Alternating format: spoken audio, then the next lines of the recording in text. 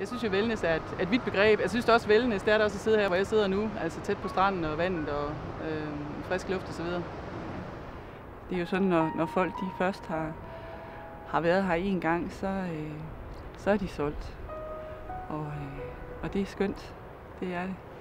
Det bedste ved mit arbejde, det er de glade gæster, vi har, og de lige så glade kollegaer, jeg har.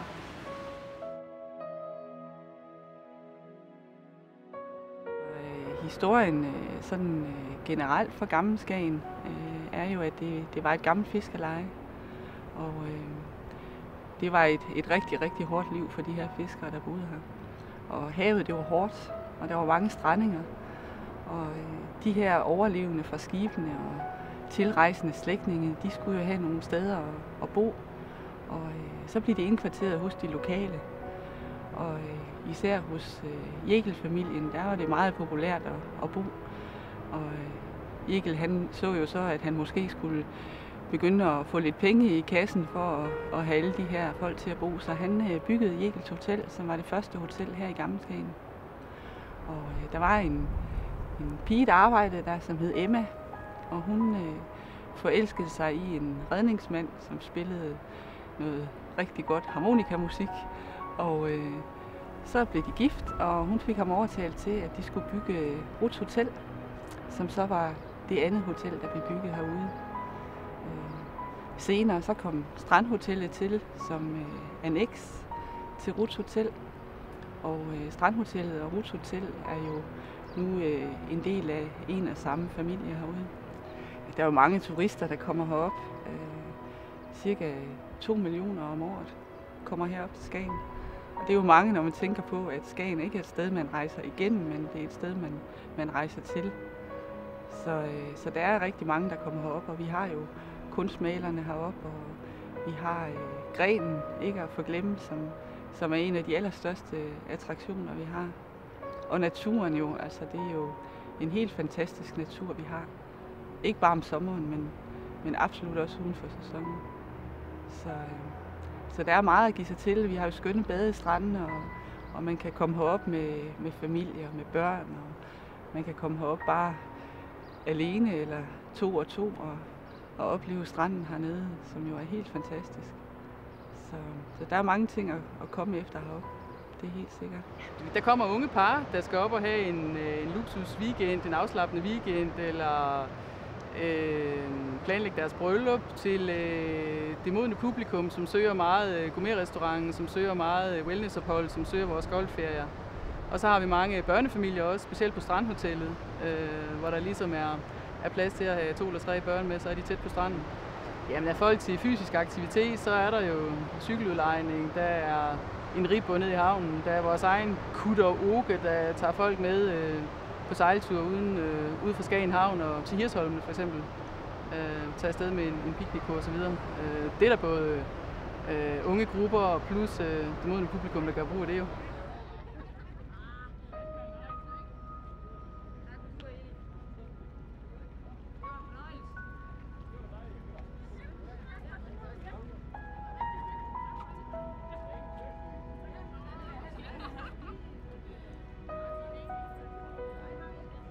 Jamen altså, vi har de her ugentlige aftenture, som vi laver.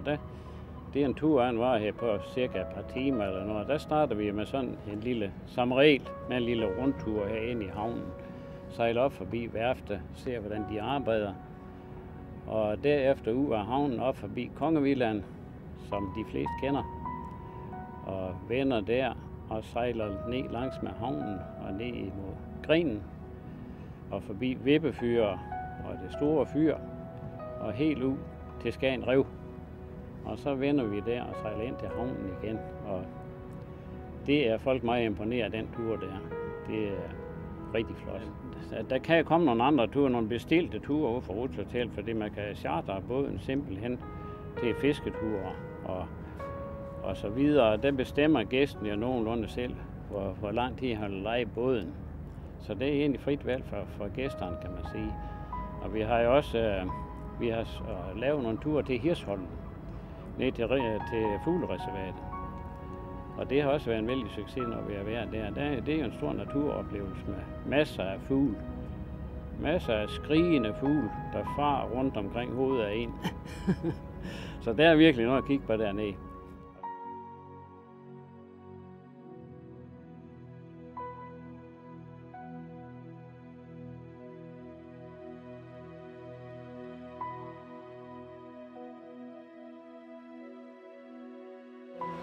Jeg har en erfaring med, at hvis man gør noget godt for sig selv, man får det kan være en kropsmassage eller ansigtsmassage. Altså, det har en virkning på sit sind. Ved at når man gør noget godt for sig selv, så får man det også bedre. Det er alle typer mennesker, der kommer ned til os i wellness. Unge og ældre, gæster på hotellet, og det er også gæster udefra. Altså der kan man ikke sige, at det er bare én type der. Det er simpelthen alle. Jeg synes, det er nemt at vejlede folk ned i Roots Wellness, fordi at vores behandlinger er så gennemprøvede, og vores behandlere er så etableret, at jeg ved, at uanset hvad jeg næsten anbefaler gæsterne, selvfølgelig lytter jeg til deres behov, men næsten uanset hvad jeg anbefaler, så bliver de glade og tilfredse. Der er mange, der bruger det som en gave, vores behandlinger nede i Wellness, men både til sig selv og til andre, vil jeg sige. Alle vores gæster ser det som et ekstra plus, en ekstra luksus, når de kommer på hotellet. De regner med, at de skal op og spise i gourmeten, de regner med, at de skal spise i braseriet, og når de kommer ned til os og skal have en behandling, så er det der ekstra plus. Det er det indtryk, jeg har helt klart af det.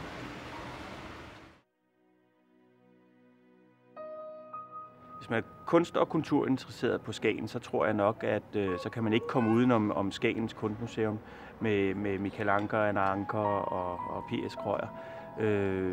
Men jeg synes også, at efterhånden der er blevet et kæmpe udbud af gallerier heroppe. Og der vil jeg helt sikkert fremhæve Galleri Tavi nede på havnen i Møller, der har startet det, hvor der er en meget, meget spændende fotoudstilling i øjeblikket med nogle billeder af Rolling Stones. Og der er nogle meget fine billeder også af Just Bonnet denne sæson. Sidste år var det en maleriudstilling med Paul Gerners for eksempel, og han byder hver år på noget nyt og noget spændende, og det synes jeg er lækkert at se, at det ikke bare er det gamle, der bliver repræsenteret i Skagen, men også at det bliver nytænkt. Det specielle ved Roots Hotel er jo ikke bare, at det er et utroligt lækkert hotel, og alt er nyrenoveret, men det ligger også i nogle en fantastisk natur. Vi har stranden, vi har den høje himmel, vi har klar luft, og det er jo ligesom det folk, de tager op for at opleve. Så har vi jo selvfølgelig også Michel Michaud's mad, det skal man da ikke glemme. Det er jo nok noget af det bedste mad i Nordeuropa, og der er jo folk, der kommer helt fra Marie-Louise, altså som har fulgt Michel Michaud igennem mange årtier, som simpelthen kommer herop i dag, bare for at se, hvad der så sker herop. En tant que responsable de cet établissement, partie restauration évidemment et cuisine, je vous souhaite la bienvenue à Roots Hotel. Jeg er heldig at have så meget god personale alligevel. Det er nogle få i øjeblikket, det er klart, men jeg er meget heldig, at de lytter efter, hvad jeg siger. De gør alt, hvad de kan for at lære mine tanker, min måde at lære med på. Jeg har nogle gode elementer, jeg er glad for. Ikke? Og jeg vil sige på en måde også, at hvis jeg skal vælge imellem en franske personale og danske personale, jeg vil hellere arbejde med danske personale.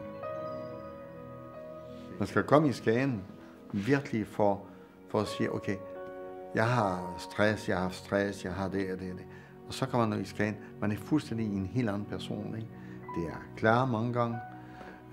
Du får den friske vin i ansigt. Det kan blæse. Nogen kalder blæs, jeg siger friske vin, fordi den er så frisk, den er så dejlig. Og jeg har brug for det. Virkelig. Så det er på den måde at gå lang tur og sige, så nu er vi af sig selv. Vi er her alene ude i spidsen af Danmark, og det er en stor fornøjelse. Man skal bruge sin tid for det. Der er nogen, der går til yoga, der er nogen, der går, men her, det er bedste.